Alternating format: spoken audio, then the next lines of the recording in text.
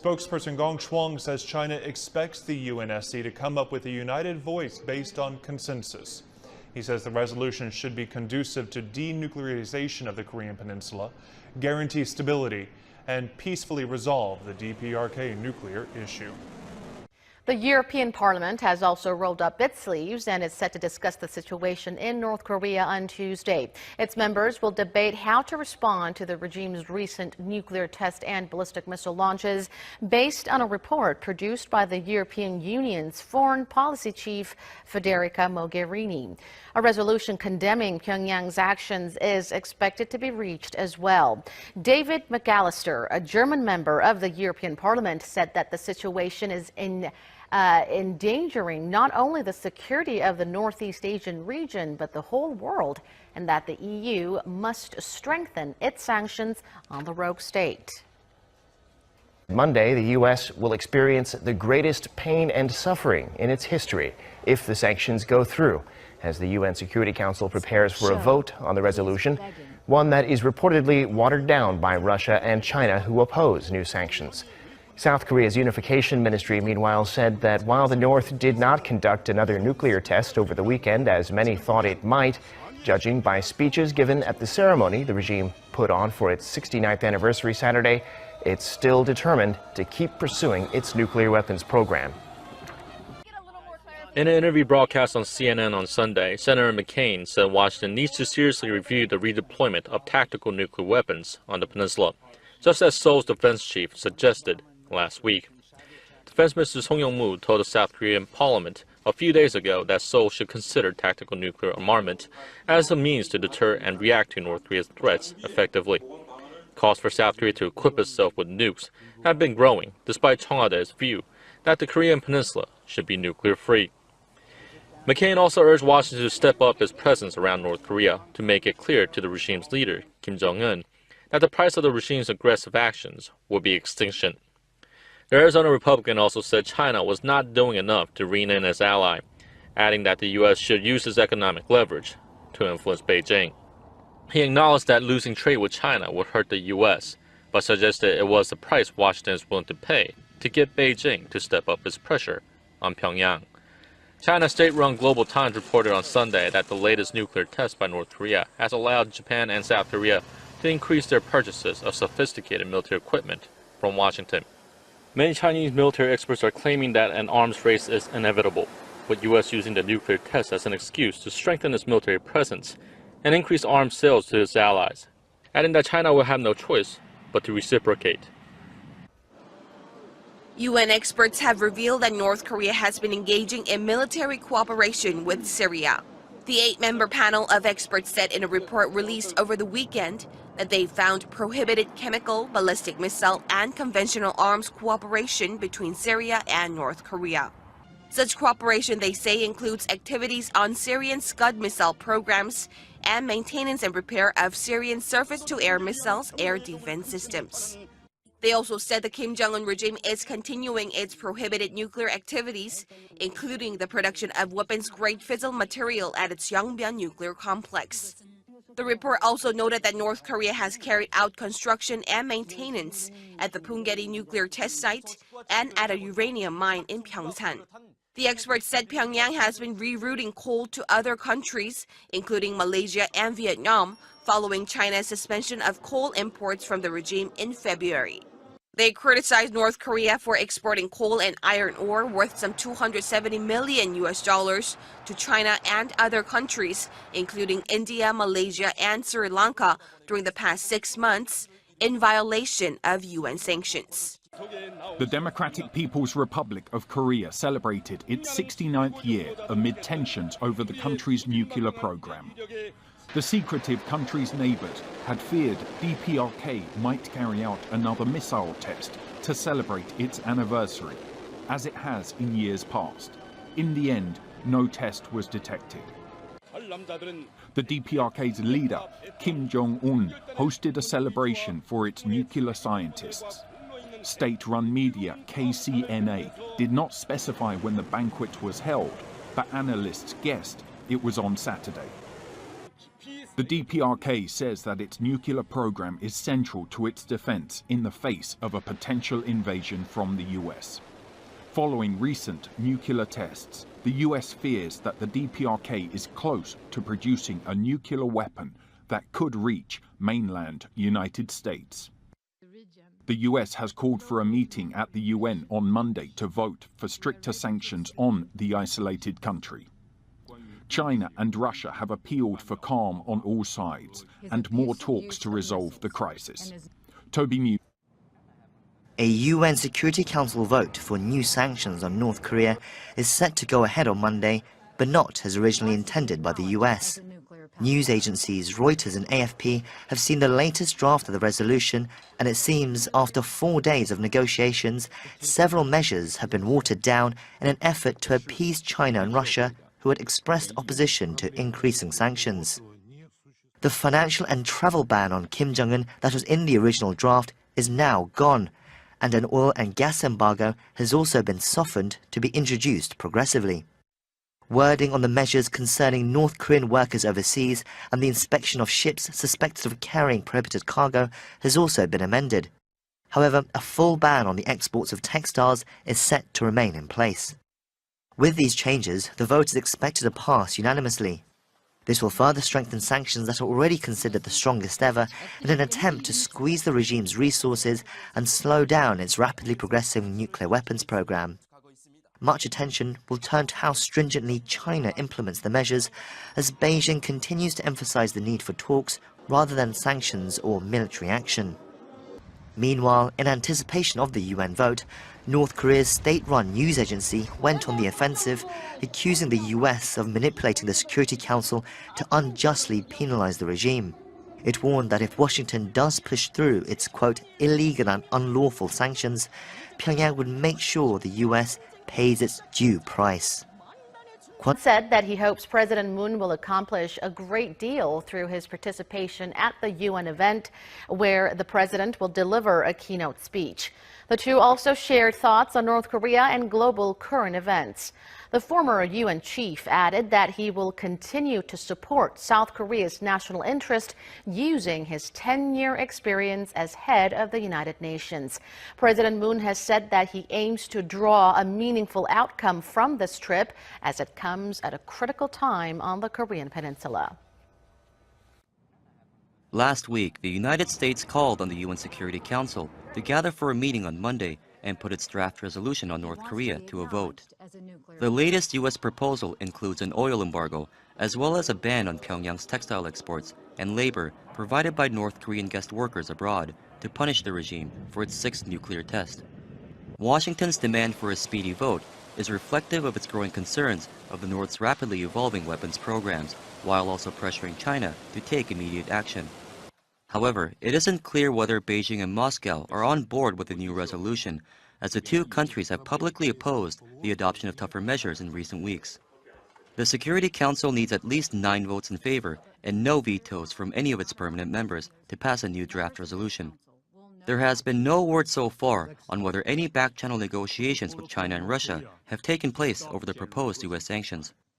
North Korea's state-run news agency was back on the offensive once again ahead of the UN vote, accusing the U.S. of manipulating the Security Council to unjustly penalize the regime.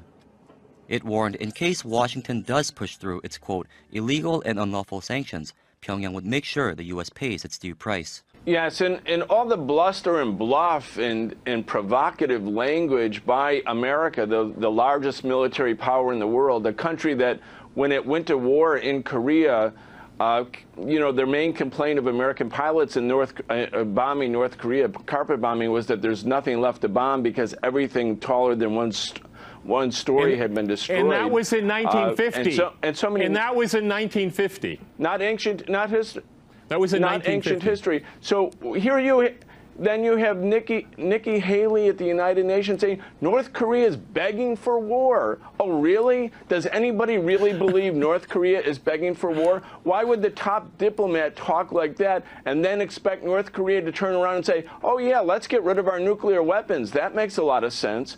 I mean, when you say they're going to be met with fire and fury and an armada and a Trident nuclear submarine that can instantly destroy 24 North Korean cities at the same time, why would North Korea, under those circumstances, having seen what happened to Iraq, having seen what happened to Libya, when they gave up their weapons of mass destruction and then they were invaded or bombed and their leadership decapitated, in the case of Libya, actually executed in the streets, to which Hillary Clinton said, great, we came, we saw, he died. Why would the North Koreans think, hey, this is the moment to start our disarmament process? I mean, this is ridiculous, this kind of rhetoric. Let me go to Sun Young and Medford. Can you react to that? I mean, we have heard the Iraq and Libya examples mentioned. I mean, the North Koreans are very aware of this. Go ahead. 2 points. The fiery rhetoric is not helpful, and Trump, the president himself, invites criticism with his words and action. At the same time, we've seen bluster from his predecessors. Clinton, for example, in July 1993, on a visit to South Korea, the demilitarized zone, unprompted, all of a sudden said, if North Korea builds and uses nuclear weapons, it will be the end of their world as we know it. We remember Bush with Axis of Evil, I loathe Kim Jong-il, but even Bush, when push came to shove, when North Korea escalated in a major way with its first nuclear test in 2006, gave North Korea everything that it sought, that it requested, relaxing sanctions, resuming food aid, taking North Korea off the state sponsors of terrorism list, turning a blind eye when it was revealed that North Korea had built a nuclear reactor in Syria, present-day ISIS-controlled Syria. There are a lot of concessions coming. The point here is deterrence has been maintained. Okay, North deterrence Korea is has maintained. Deterred Gentlemen, the biggest power in the world with conventional weapons alone. I have to go to a hard break, and after our short break, we'll continue our discussion on North Korea. Stay with RT. Welcome back to Crosstalk, where all things are considered. I'm Peter LaBelle. To remind you, we're discussing the situation surrounding North Korea.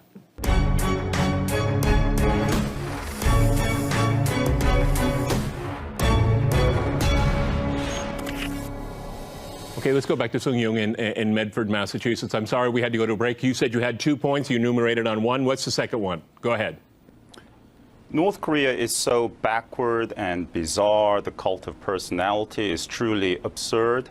It's eminently mockable, and that often reduces North Korea to a caricature. And we underestimate, we tend to patronize North Korea, and that's not really worked out in the interest of the regional powers, meaning we presume North Korea may, for the right price, give up its nuclear weapons, when we certainly don't make that absurd presumption vis-a-vis the 8 other nuclear states in the world. We presume that North Korea merely reacts to external stimuli, what American presidents say or do, and if we were a bit nicer, maybe they'll listen to us and disarm.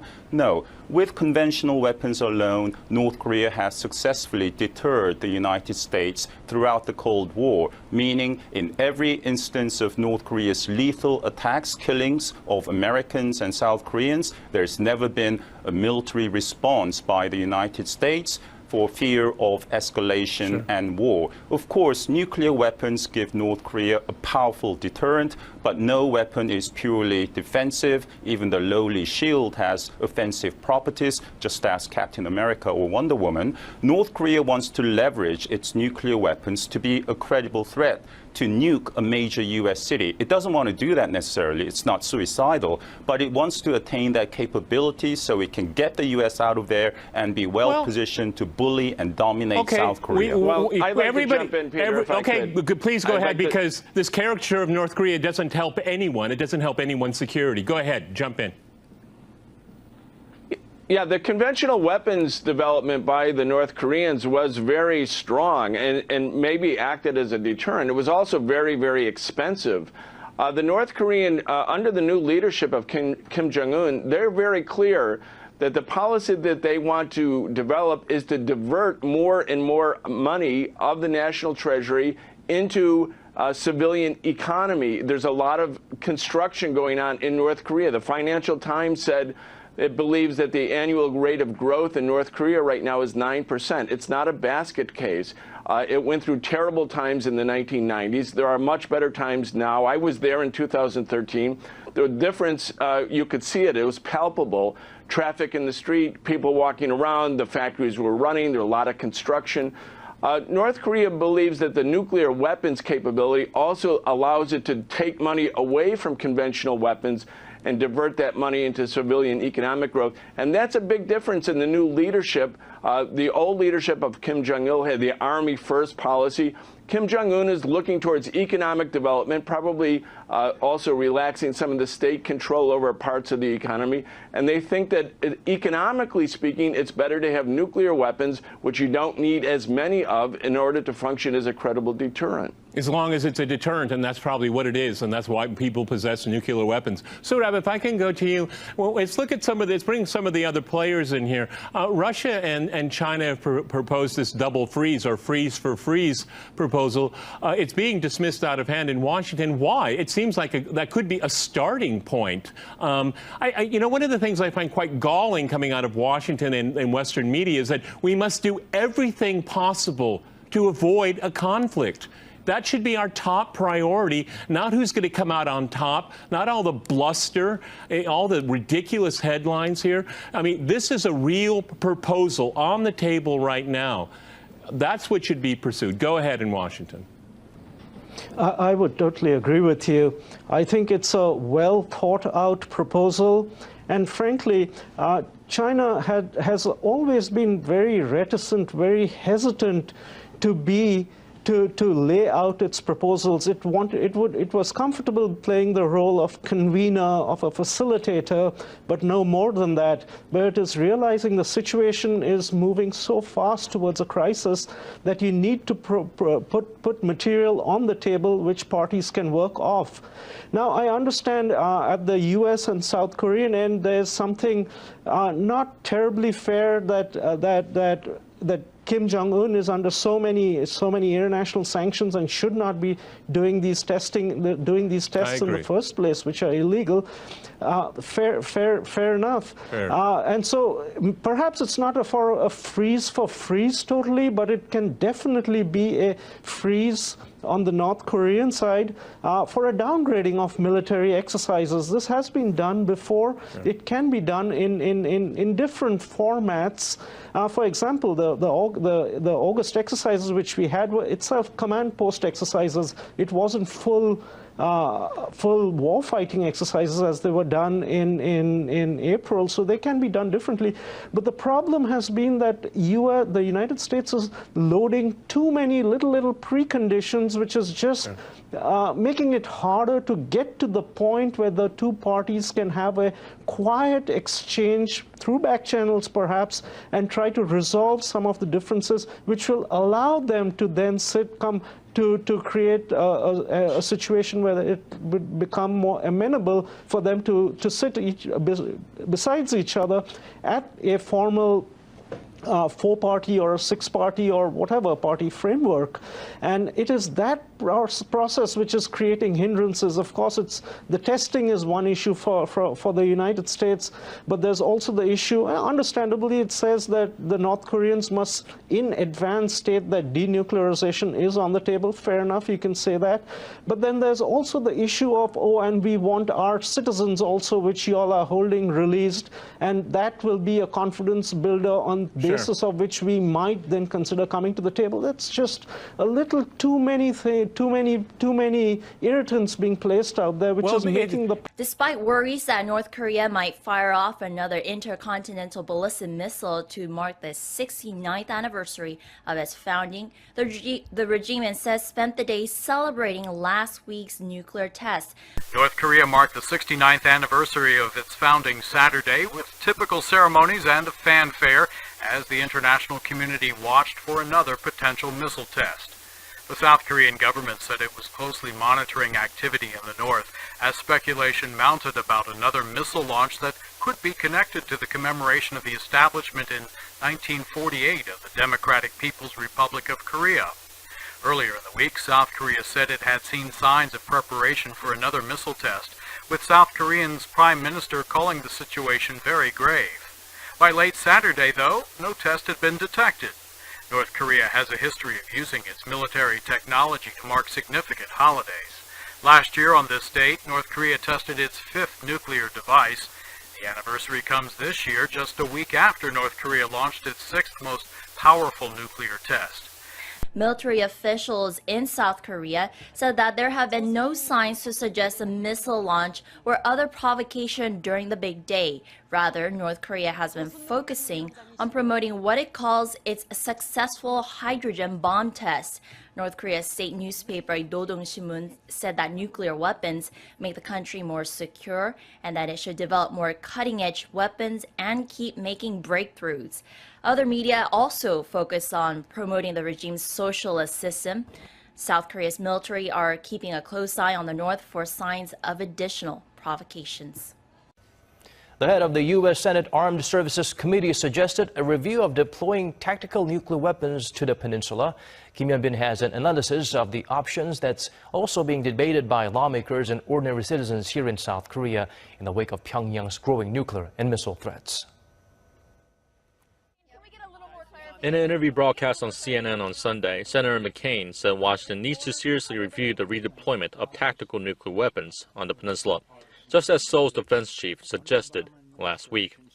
Defense Minister Song Yong-moo told the South Korean parliament a few days ago that Seoul should consider tactical nuclear armament as a means to deter and react to North Korea's threats effectively. Calls for South Korea to equip itself with nukes have been growing, despite Cheong Ha-dae's view that the Korean peninsula should be nuclear-free. McCain also urged Washington to step up its presence around North Korea to make it clear to the regime's leader, Kim Jong-un, that the price of the regime's aggressive actions will be extinction. The Arizona Republican also said China was not doing enough to rein in its ally, adding that the U.S. should use its economic leverage to influence Beijing. He acknowledged that losing trade with China would hurt the U.S., but suggested it was the price Washington is willing to pay to get Beijing to step up its pressure on Pyongyang. China's state-run Global Times reported on Sunday that the latest nuclear test by North Korea has allowed Japan and South Korea to increase their purchases of sophisticated military equipment from Washington. Many Chinese military experts are claiming that an arms race is inevitable, with U.S. using the nuclear test as an excuse to strengthen its military presence and increase arms sales to its allies, adding that China will have no choice but to reciprocate. Kim Hyun-bin. And with the completion of the remaining pieces of the THAAD system, the focus now turns to how China will react going forward. It appears Beijing is already making its feelings known, with the effects of its economic retaliation being felt among a wider spectrum of South Korean industry. Among them, it appears South Korean firms in the agricultural and auto sectors are feeling the blowback the worst. Lee Jung-yeon reports. Beijing has stepped up its economic retaliation against Korean businesses despite Seoul's efforts to ease tensions over the deployment of the U.S. missile defense shield, and the effects are now visibly spreading across multiple sectors. South Korea's agricultural exports to China have fallen for 6 months in a row since the tensions between South Korea and China began to grow in March. According to the Korea Agri-Fisheries and Food Trade Corporation, Korea exported around $86 million of agricultural exports to China in August, an almost 11% drop on year. With the deployment of 4 additional launchers, there are growing concerns that the export figures will drop even further.